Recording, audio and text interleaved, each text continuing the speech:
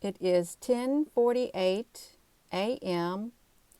on January the 2nd, 2021. We're looking at the Eye of Africa. It also is referred to as the Eye of the Sahara. Let me flip this around. Hello. Hello, wherever you are in any part of the world. Hello from my heart to yours. Thank you for joining me. This is really neat. Let me just flip this around. Look at that. Does that not look neat? What it reminds me of is when they quarry for rocks and minerals and stuff, they create spirals. But I think the evidence said that this is not something like that, is what it says. Thank you, Nati Ohana. Yeah, thank you. Love and light is very important in our world and on the inside of us. It really, really is.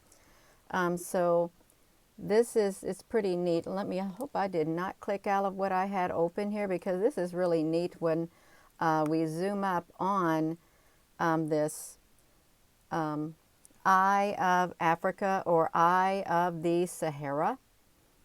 They say that it's like 50 kilometers across, is what they say, which would be around 30 miles across in the Sahara Desert. And what was fascinating about it, it was able to be viewed. They found it by viewing it from space, overhead in space, which is really interesting. But it does have like a spiral to it if we look at it. It kind of like the Norway spiral. You know how they did the Norway spiral, did that spiral in the air? Yeah, well this probably looks like it's in the inverted mode that made it blue and stuff. Hello. Let me flip this around. Yeah, there is a theory by Plato. Hello. Yeah, there is a theory by Plato, a theory about Atlantis. So we have Plato here.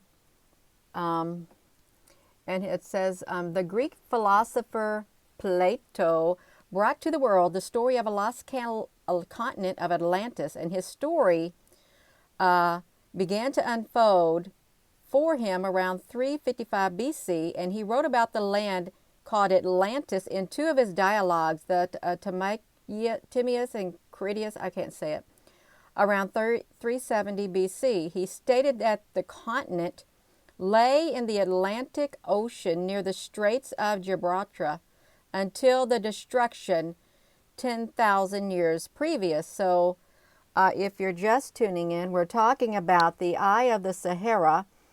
The Eye of Africa kind of reminds me of like the Horn of Africa and stuff, and then you got the Gulf of Aden there. And then, yeah, there's so much interesting. They say that Africa was the cradle of civilization. That is an old theory also. Good morning.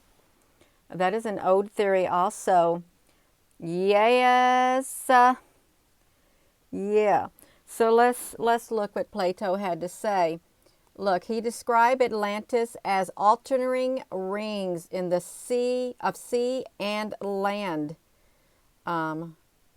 That's an artist's rendition of what Atlantis might have looked like, with a palace in the center as the bullseye. So that's what Plato described Atlantis as.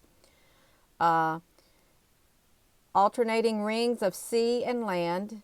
I guess this would be the sea, and this would be the land, with a bullseye in the center. That's what he said it looked. That's how he described it in his writings.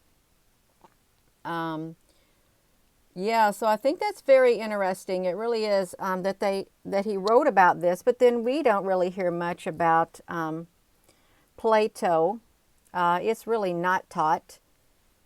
You have to do the work yourself. You have to go discover yourself. Yeah, that's what Plato said about it. So we find ourselves looking at the Eye of Africa right here, or the Eye of the Sahara. You know what's really cool? Watch this. I'm gonna kind of watch this. Watch this Google Earth. I think I can. I think I can get it to do this. This is really neat. Watch this. Oh, Gina, you got to get the right mouse. Look, the Eye of Africa. Watch this. Boom! Look how that happened. The Eye of Africa. It zooms up on it like that. It is so neat. How the Google Earth zoomed up on it. If you're just tuning in, it zoomed up on the Eye of Africa, and we can watch that. Look at this. Let me stop it right here. Yeah, that was so neat. Let me show this again. It's so neat. It's in the desert, the Sahara Desert. Let's look at this. So we can do this right here. The Eye of Africa. Look at this right here. Yeah,